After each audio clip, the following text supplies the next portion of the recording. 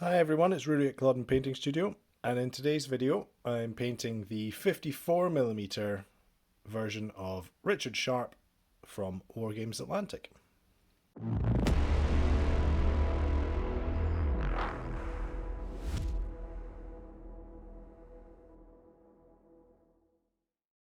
Right, welcome to the painting guide for this large scale model. All the paints are listed below in the description.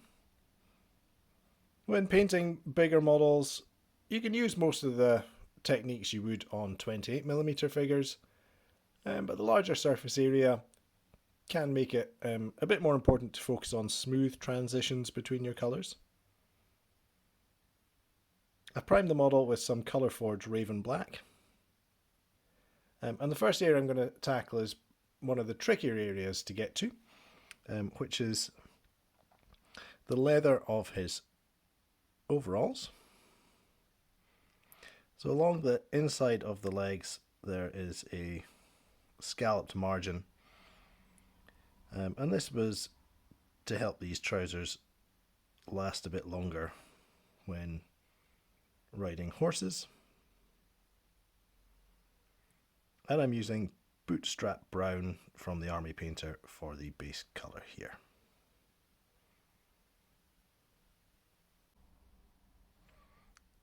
While the base coat of brown is drying, I'm going to start painting the jacket and remaining parts of the overalls with Angel Green.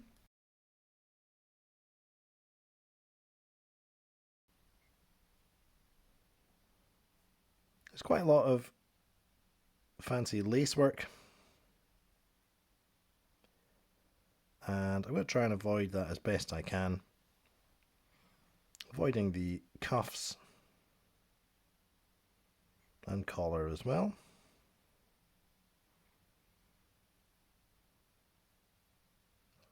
But if I go over anything with paint that I don't want to be covered, I can always tidy up with a bit of black later on.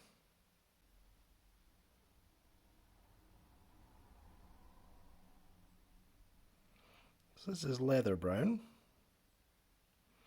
I'm going to start sketching out the highlights.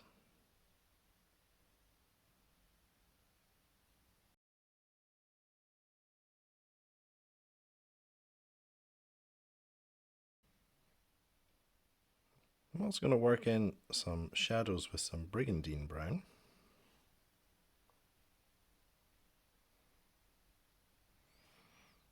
This is all quite rough at this point, and we can smooth these transitions in a second.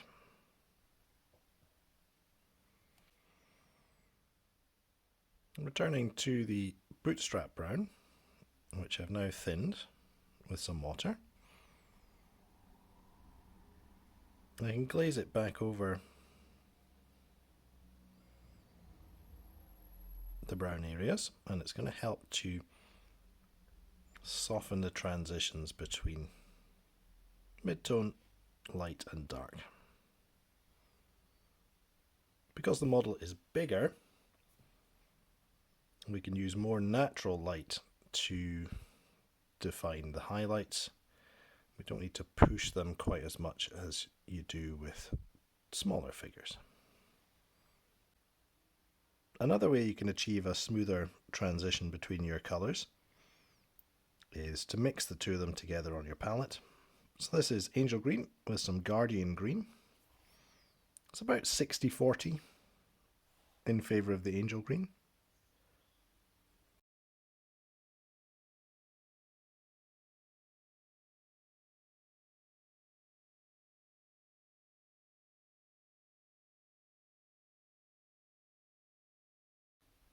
Second highlight, I've taken the Guardian Green and Angel Green mix again, but added more Guardian Green this time, so it's about 60-40 to the Guardian Green.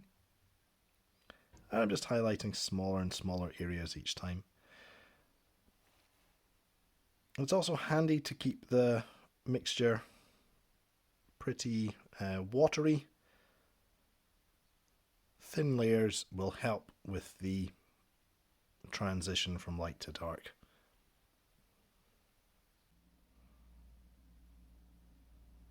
So I'm working up to pure Guardian green now.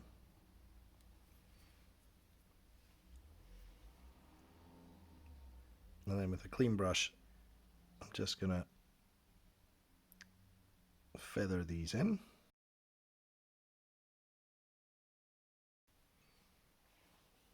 So it's quite thin paint at this point.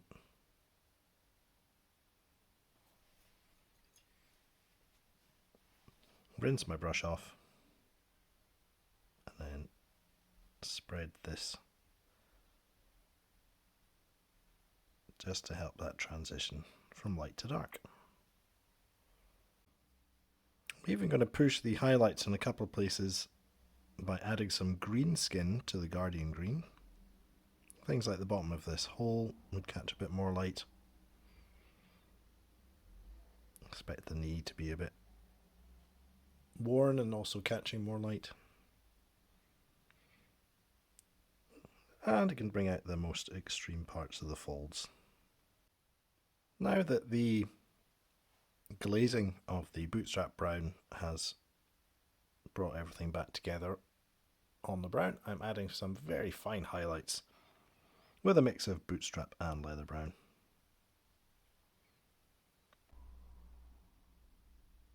There's a sash around his middle, and I'm base coating that with some Wyvern Fury.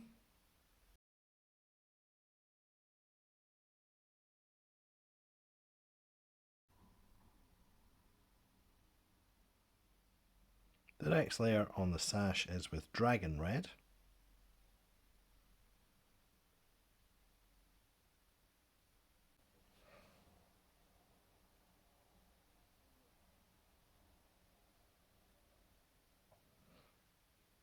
And lastly, Pure Red finishes the highlights.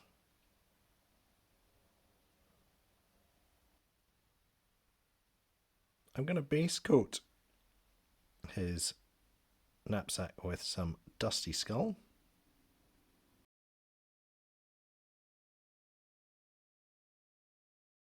This has a strap on the front of the model, which I'll pick out as well. I now have some Tomb King tan to do the bag.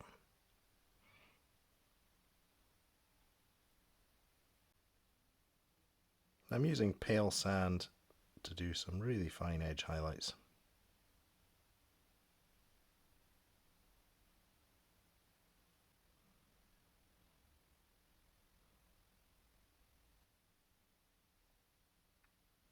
I am base coating this rolled up cloak with some deep grey.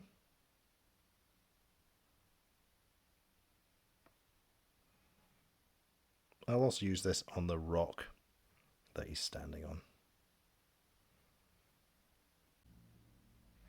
While the grey is drying, I've got some oak brown to base coat the woodwork of the rifle.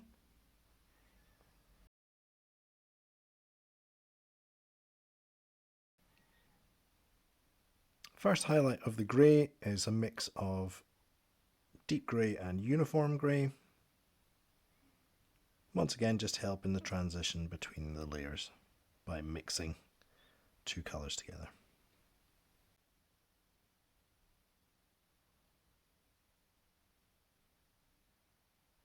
And now moving on to pure uniform grey. This is a mix of 50-50 ash grey and uniform grey for the final layers of highlights. I will dry brush this onto the stone at his feet. Highlighting the wood with some Tree Ancient.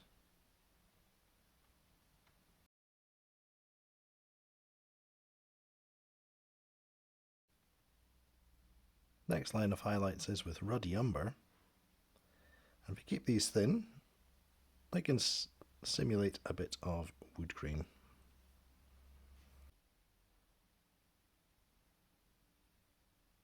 I am base coating the skin with some Agate skin.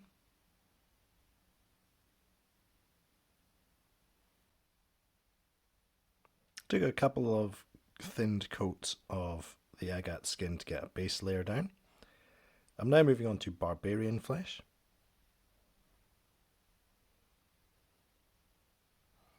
And I want to avoid the deeper recesses when I'm applying this. Let me start to build up some highlights on the face. I'll do the same, following the lines of the fingers. Got the tendons in the back of the hand as well. And we'll follow them with the brush. Now have a 50-50 mix of Barbarian skin with Ruby skin.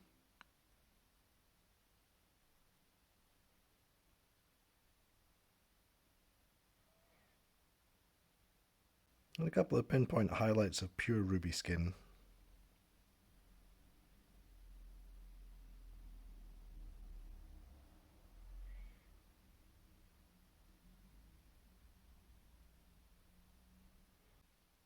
I've thinned some Dryad brown with some water. I'm going to apply this into the deeper recesses. That's to enhance the shadows on the face.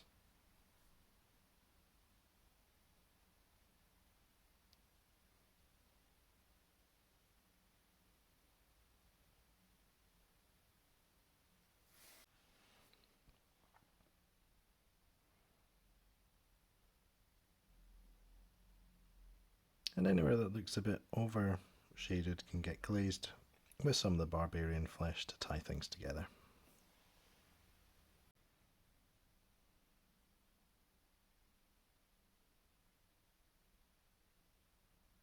I've thinned some of the Wyvern Fury, applying that mainly to the bottom lip there, just to add a bit of colour. Can also thin this out, add a bit of ruddiness across the nose and the cheeks.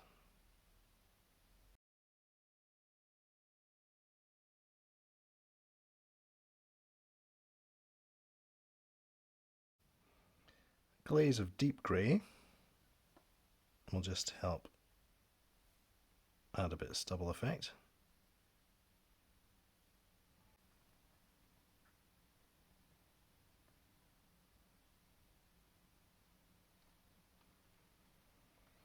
Putting in the whites of the eyes, trying to leave a bit of the black in the middle as the pupil. I'm using Paratrooper Tan to base coat the hair.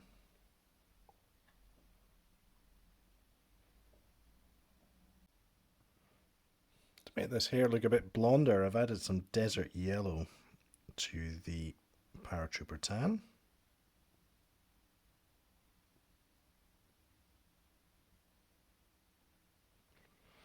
On 54mm models, you can maybe get away with actually putting in some eyebrows, but try to keep the strokes as thin as possible.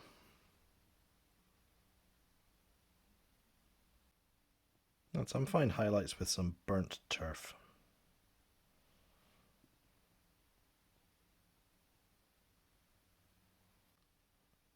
There's a fair bit of black on the model in terms of straps, also things like the cuffs and collar. So I'm using some matte black now. Try to aim at like the center of these straps and some of this cord work. Because the primer is actually a very, very dark grey,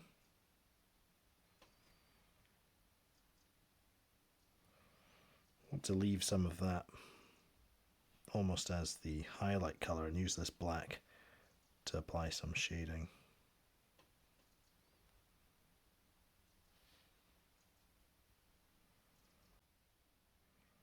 This mix is about 75% matte black to 25% deep grey. And I'm applying a few highlights just where I expect the light to be catching. Also add some texture to the leather.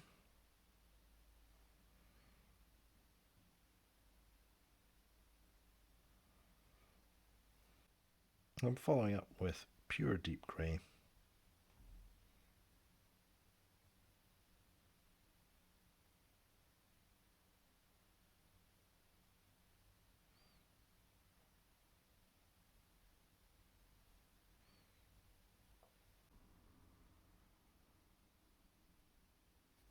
On to metalwork here. I've got some true copper.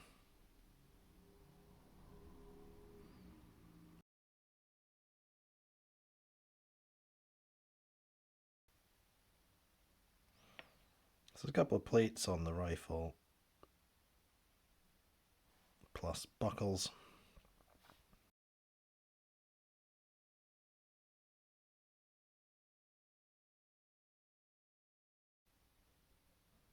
So I've got some greedy gold to highlight these areas.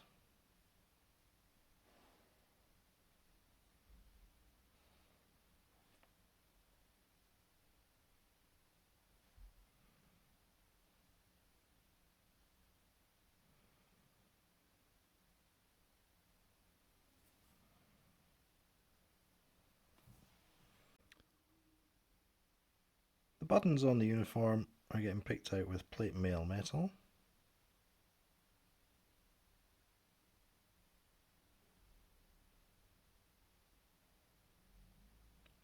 There's 3 lines on the torso, in the middle and running up to each shoulder.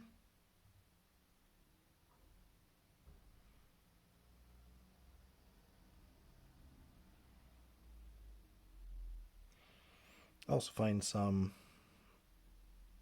underneath the wrist.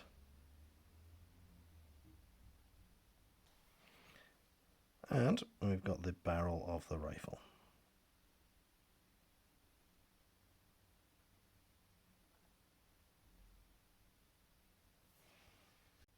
This model comes with a scenic base with some rocks sculpted on. I've added some tufts to sort of give a rough mountainous look.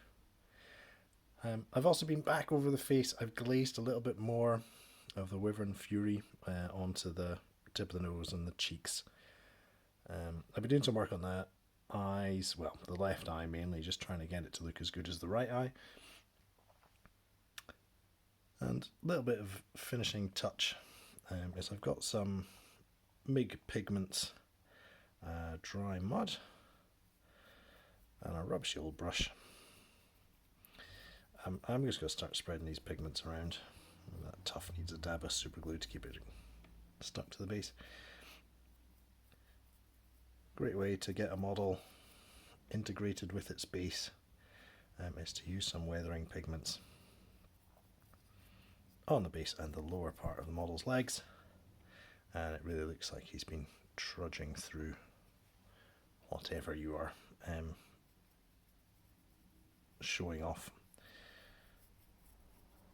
Dust in this case, because it's a hot, dry part of Spain.